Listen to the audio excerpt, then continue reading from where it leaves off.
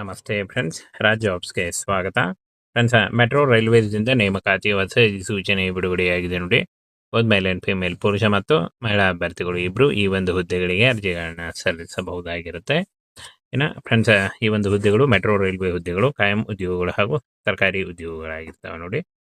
Friends, ಇನ್ನು ಆಯ್ಕೆ ಪ್ರಕ್ರಿಯೆಯನ್ನು ನೋಡೋದಾದರೆ ನೋಡಿ, ಇಲ್ಲಿ ಆಯ್ಕೆ ಪ್ರಕ್ರಿಯೆ, ಪ್ರಮುಖ ದಿನಾಂಕಗಳು, ಅರ್ಜಿ ಶುಲ್ಕ ಹಾಗೂ ವಯೋಮಿತಿ ಮತ್ತು ಅರ್ಹತೆಯ ಮಾನದಂಡ ಮತ್ತು ಖಾಲಿ ಹುದ್ದೆಗಳ ಸಂಖ್ಯೆ, ಇನ್ನು ವೇತನ ಶ್ರೇಣಿ, ಆಯ್ಕೆ ಪ್ರಕ್ರಿಯೆ, ಪರೀಕ್ಷೆಯ ಮಾದರಿ ಹಾಗೂ ಪ್ರವೇಶ ಪತ್ರ, ಫಲಿತಾಂಶ, ಕಟ್ ಆಫ್ ವಿವರಗಳು, ಯಾರು ಅರ್ಜಿಗಳನ್ನು ಸಲ್ಲಿಸಬಹುದು, ಈ ಒಂದು ಹುದ್ದೆಗಳ ಬಗ್ಗೆ ಇಷ್ಟೊಂದು ಮಾಹಿತಿ ಇರುತ್ತೆ ನೋಡಿ. ಸ್ಟೆಪ್ ಬೈ ಸ್ಟೆಪ್ನಲ್ಲಿ ಸಂಪೂರ್ಣ ಮಾಹಿತಿ ಇರುತ್ತೆ. ವಿಡಿಯೋನ ಕೊನೆವರೆಗೆ ನೋಡಿ. ಫ್ರೆಂಡ್ಸ್, ಇಲ್ಲಿ ಕಾಣಿಸ್ತಾ ಇದೆ ನೋಡಿ, ಹುದ್ದೆ ಹೆಸರು ದೆಹಲಿ ಮೆಟ್ರೋ ನೇಮಕಾತಿ ಆಗಿರುತ್ತೆ ನೋಡಿ. ಈ ಒಂದು ಹುದ್ದೆಗಳು ಕೇಂದ್ರ ಸರ್ಕಾರಿ ಉದ್ಯೋಗಗಳಾಗಿರ್ತವೆ. ಈ ಒಂದು ಹುದ್ದೆಗಳಿಗೆ ಕರ್ನಾಟಕದ ಅಭ್ಯರ್ಥಿಗಳು ಕೂಡ ಈ ಒಂದು ಹುದ್ದೆಗಳಿಗೆ ಅರ್ಜಿಗಳನ್ನು ಸಲ್ಲಿಸಬಹುದು. ಹುದ್ದೆಗಳ ಹೆಸರನ್ನು ನೋಡ್ತಾ ಹೋಗೋದಾದರೆ ನೋಡಿ, ಇಲ್ಲಿ ಪ್ರಧಾನ ವ್ಯವಸ್ಥಾಪಕರು, ಜಂಟಿ ಪ್ರಧಾನ ವ್ಯವಸ್ಥಾಪಕರು, ಸಹಾಯಕ ವ್ಯವಸ್ಥಾಪಕರು, ಇಂಜಿನಿಯರ್ ಹುದ್ದೆಗಳಿಗೆ ಡಿಪ್ಲೊಮಾ ಹಾಗೂ ಈ ಒಂದು ವ್ಯವಸ್ಥಾಪಕರ ಹುದ್ದೆಗಳಿಗೆ ಯಾವುದಾದ್ರೂ ಡಿಗ್ರಿ ಮಾಡ್ಕೊಂಡಿರಬೇಕಾಗತ್ತೆ. ಮೇಲ್ವಿಚಾರಕ ಹುದ್ದೆಗಳಿಗೆ ಡಿಗ್ರಿ ಕೇಳಿದ್ದಾರೆ. ಕಾರ್ಯನಿರ್ವಾಹಕ ಮತ್ತು ಕಾರ್ಯನಿರ್ವಾಹಕೇತರ ಈ ಒಂದು ಹುದ್ದೆಗಳಿಗೂ ಕೂಡ, ಇನ್ನು ಅಧಿಕಾರಿ ಹುದ್ದೆಗಳಿಗೂ ಕೂಡ ಡಿಗ್ರಿ ಆಗಿರಬೇಕು. ತಂತ್ರಜ್ಞ ಹುದ್ದೆಗಳಿಗೆ ITI ಅಥವಾ ಡಿಪ್ಲೊಮಾ ಮುಗಿದಿರಬೇಕಾಗತ್ತೆ. ವಿಭಾಗ ಇಂಜಿನಿಯರಿಂಗ್ ನೋಡಿ, ಇಂಜಿನಿಯರಿಂಗ್ನಲ್ಲಿ ಯಾವುದಾದ್ರೂ ವಿಷಯವನ್ನು ಮಾಡ್ಕೊಂಡಿದ್ರು ಕೂಡ ನೀವು ಈ ಒಂದು ಹುದ್ದೆಗಳಿಗೆ ಅರ್ಜಿಗಳನ್ನ ಸಲ್ಲಿಸಬಹುದು. ಯೋಜನಾ ನಿರ್ದೇಶಕರು ಈ ಒಂದು ಹುದ್ದೆಗಳಿಗೂ ಕೂಡ ನೀವು ಡಿಗ್ರಿ ಮಾಡ್ಕೊಂಡಿರ್ಬೇಕಾಗತ್ತೆ. ಹಾಗೆ ಆಪರೇಟರ್, ಚಾಲಕ, MTS ಮತ್ತು ಸಹಾಯಕ ಈ ಒಂದು ಹುದ್ದೆಗಳಿಗೆ 10th ಪಾಸ್ ಆಗಿದ್ದಂಥ ಅಭ್ಯರ್ಥಿಗಳು ಅರ್ಜಿಗಳನ್ನ ಸಲ್ಲಿಸಬಹುದು ನೋಡಿ. ಕಾಯಂ ಉದ್ಯೋಗಗಳು ಹಾಗೂ ಸರ್ಕಾರಿ ಉದ್ಯೋಗಗಳಾಗಿರ್ತವೆ. ಇನ್ನು ಅರ್ಜಿ ಸಲ್ಲಿಸುವುದು ಹೇಗೆ ಅಂತ ನೋಡೋದಾದರೆ, ಆನ್ಲೈನ್ ಮೂಲಕ ನೀವು ಆಫಿಷಿಯಲ್ ವೆಬ್ಸೈಟ್ಗೆ ಹೋಗಿ ಅಪ್ಲಿಕೇಶನ್ ಫಾರ್ಮನ್ನು ಫಿಲ್ ಮಾಡುವುದರ ಮೂಲಕ ಅರ್ಜಿಗಳನ್ನ ಸಲ್ಲಿಸಬೇಕಾಗುತ್ತೆ. ಇದರ ನೇರ ಲಿಂಕು, ಡೈರೆಕ್ಟ್ ಲಿಂಕನ್ನು ವಿಡಿಯೋ ಡಿಸ್ಕ್ರಿಪ್ಷನ್ ಬಾಕ್ಸಲ್ಲಿ ಕೊಟ್ಟಿರ್ತೀನಿ ನೋಡಿ. ಅಲ್ಲಿ ಹೋಗಿ ನೀವು ಅಪ್ಲಿಕೇಶನ್ ಫಾರ್ಮನ್ನು ಓಪನ್ ಮಾಡಿಕೊಂಡು ನೀವು ಅರ್ಜಿಗಳನ್ನ ಸಲ್ಲಿಸಬಹುದು ನೋಡಿ. ಕ್ಲಿಯರ್ ಆಗಿ ಮೆನ್ಷನ್ ಮಾಡಿದ್ದಾರೆ, ಭಾರತಾದ್ಯಂತ ಪುರುಷ ಮತ್ತು ಮಹಿಳಾ ಅಭ್ಯರ್ಥಿಗಳು ಇಬ್ಬರು ಈ ಒಂದು ಹುದ್ದೆಗಳಿಗೆ ಅರ್ಜಿಗಳನ್ನು ಸಲ್ಲಿಸಬಹುದು.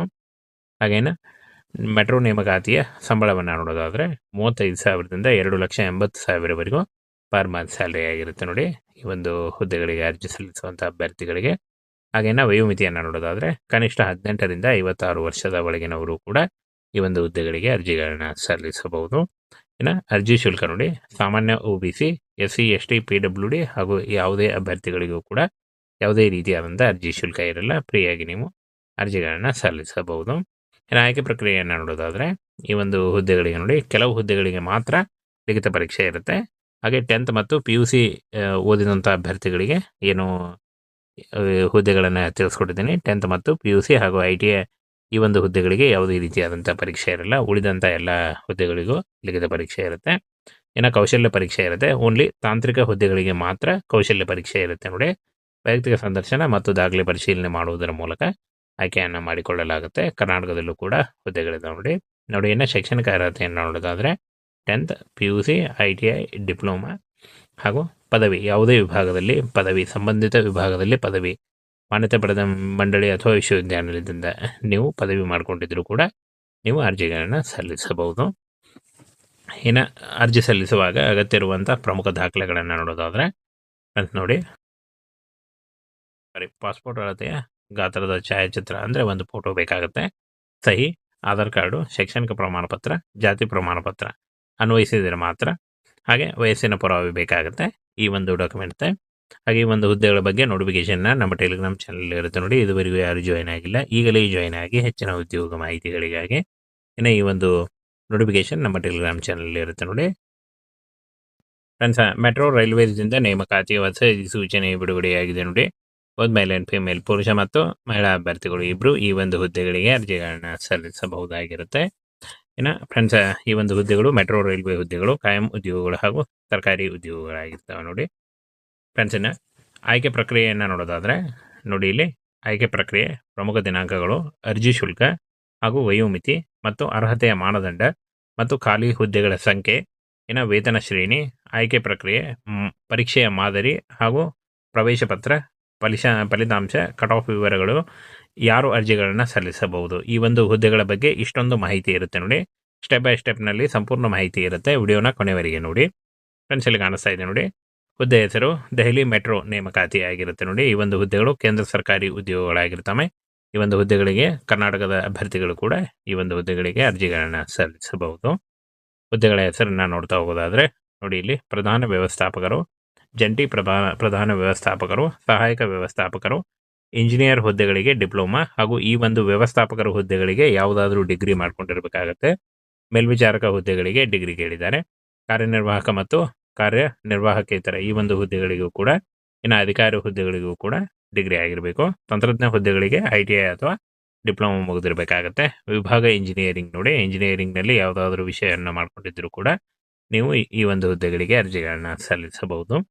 ಯೋಜನಾ ನಿರ್ದೇಶಕರು ಈ ಒಂದು ಹುದ್ದೆಗಳಿಗೂ ಕೂಡ ನೀವು ಡಿಗ್ರಿ ಮಾಡ್ಕೊಂಡಿರ್ಬೇಕಾಗತ್ತೆ. ಹಾಗೆ ಆಪರೇಟರ್, ಚಾಲಕ, MTS ಮತ್ತು ಸಹಾಯಕ ಈ ಒಂದು ಹುದ್ದೆಗಳಿಗೆ 10th ಪಾಸ್ ಆಗಿದ್ದಂಥ ಅಭ್ಯರ್ಥಿಗಳು ಅರ್ಜಿಗಳನ್ನು ಸಲ್ಲಿಸಬಹುದು. ನೋಡಿ, ಕಾಯಂ ಉದ್ಯೋಗಗಳು ಹಾಗೂ ಸರ್ಕಾರಿ ಉದ್ಯೋಗಗಳಾಗಿರ್ತವೆ. ಇನ್ನು ಅರ್ಜಿ ಸಲ್ಲಿಸುವುದು ಹೇಗೆ ಅಂತ ನೋಡೋದಾದರೆ, ಆನ್ಲೈನ್ ಮೂಲಕ ನೀವು ಆಫಿಷಿಯಲ್ ವೆಬ್ಸೈಟ್ಗೆ ಹೋಗಿ ಅಪ್ಲಿಕೇಶನ್ ಫಾರ್ಮನ್ನು ಫಿಲ್ ಮಾಡುವುದರ ಮೂಲಕ ಅರ್ಜಿಗಳನ್ನು ಸಲ್ಲಿಸಬೇಕಾಗತ್ತೆ. ಇದರ ನೇರ ಲಿಂಕು, ಡೈರೆಕ್ಟ್ ಲಿಂಕನ್ನು ವಿಡಿಯೋ ಡಿಸ್ಕ್ರಿಪ್ಷನ್ ಬಾಕ್ಸಲ್ಲಿ ಕೊಟ್ಟಿರ್ತೀನಿ ನೋಡಿ, ಅಲ್ಲಿ ಹೋಗಿ ನೀವು ಅಪ್ಲಿಕೇಶನ್ ಫಾರ್ಮನ್ನು ಓಪನ್ ಮಾಡಿಕೊಂಡು ನೀವು ಅರ್ಜಿಗಳನ್ನು ಸಲ್ಲಿಸಬಹುದು. ನೋಡಿ, ಕ್ಲಿಯರ್ ಆಗಿ ಮೆನ್ಷನ್ ಮಾಡಿದ್ದಾರೆ, ಭಾರತಾದ್ಯಂತ ಪುರುಷ ಮತ್ತು ಮಹಿಳಾ ಅಭ್ಯರ್ಥಿಗಳು ಇಬ್ಬರು ಈ ಒಂದು ಹುದ್ದೆಗಳಿಗೆ ಅರ್ಜಿಗಳನ್ನು ಸಲ್ಲಿಸಬಹುದು. ಹಾಗೇನು ಮೆಟ್ರೋ ನೇಮಕಾತಿಯ ಸಂಬಳವನ್ನು ನೋಡೋದಾದರೆ 35,000ದಿಂದ 2,80,000ವರೆಗೂ ಪರ್ ಮಂತ್ ಸ್ಯಾಲರಿ ಆಗಿರುತ್ತೆ. ನೋಡಿ, ಈ ಒಂದು ಹುದ್ದೆಗಳಿಗೆ ಅರ್ಜಿ ಸಲ್ಲಿಸುವಂಥ ಅಭ್ಯರ್ಥಿಗಳಿಗೆ. ಹಾಗೇನ ವಯೋಮಿತಿಯನ್ನು ನೋಡೋದಾದರೆ ಕನಿಷ್ಠ 18ರಿಂದ 56 ವರ್ಷದ ಒಳಗಿನವರು ಕೂಡ ಈ ಒಂದು ಹುದ್ದೆಗಳಿಗೆ ಅರ್ಜಿಗಳನ್ನು ಸಲ್ಲಿಸಬಹುದು. ಇನ್ನು ಅರ್ಜಿ ಶುಲ್ಕ ನೋಡಿ, ಸಾಮಾನ್ಯ OBC, SC, ST, PWD ಹಾಗೂ ಯಾವುದೇ ಅಭ್ಯರ್ಥಿಗಳಿಗೂ ಕೂಡ ಯಾವುದೇ ರೀತಿಯಾದಂಥ ಅರ್ಜಿ ಶುಲ್ಕ ಇರಲ್ಲ. ಫ್ರೀಯಾಗಿ ನೀವು ಅರ್ಜಿಗಳನ್ನು ಸಲ್ಲಿಸಬಹುದು. ಇನ್ನು ಆಯ್ಕೆ ಪ್ರಕ್ರಿಯೆಯನ್ನು ನೋಡೋದಾದರೆ ಈ ಒಂದು ಹುದ್ದೆಗಳಿಗೆ ನೋಡಿ, ಕೆಲವು ಹುದ್ದೆಗಳಿಗೆ ಮಾತ್ರ ಲಿಖಿತ ಪರೀಕ್ಷೆ ಇರುತ್ತೆ.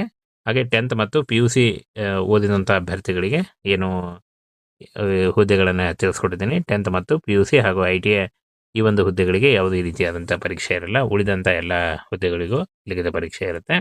ಇನ್ನು ಕೌಶಲ್ಯ ಪರೀಕ್ಷೆ ಇರುತ್ತೆ. ಓನ್ಲಿ ತಾಂತ್ರಿಕ ಹುದ್ದೆಗಳಿಗೆ ಮಾತ್ರ ಕೌಶಲ್ಯ ಪರೀಕ್ಷೆ ಇರುತ್ತೆ. ನೋಡಿ, ವೈಯಕ್ತಿಕ ಸಂದರ್ಶನ ಮತ್ತು ದಾಖಲೆ ಪರಿಶೀಲನೆ ಮಾಡುವುದರ ಮೂಲಕ ಆಯ್ಕೆಯನ್ನು ಮಾಡಿಕೊಳ್ಳಲಾಗುತ್ತೆ. ಕರ್ನಾಟಕದಲ್ಲೂ ಕೂಡ ಹುದ್ದೆಗಳಿದ್ದಾವೆ. ನೋಡಿ, ಇನ್ನು ಶೈಕ್ಷಣಿಕ ಅರ್ಹತೆಯನ್ನು ನೋಡೋದಾದರೆ 10th, PUC, ITI, ಡಿಪ್ಲೊಮಾ ಹಾಗೂ ಪದವಿ ಯಾವುದೇ ವಿಭಾಗದಲ್ಲಿ ಪದವಿ, ಸಂಬಂಧಿತ ವಿಭಾಗದಲ್ಲಿ ಪದವಿ ಮಾನ್ಯತೆ ಪಡೆದ ಮಂಡಳಿ ಅಥವಾ ವಿಶ್ವವಿದ್ಯಾನಿಲಯದಿಂದ ನೀವು ಪದವಿ ಮಾಡಿಕೊಂಡಿದ್ದರೂ ಕೂಡ ನೀವು ಅರ್ಜಿಗಳನ್ನು ಸಲ್ಲಿಸಬಹುದು.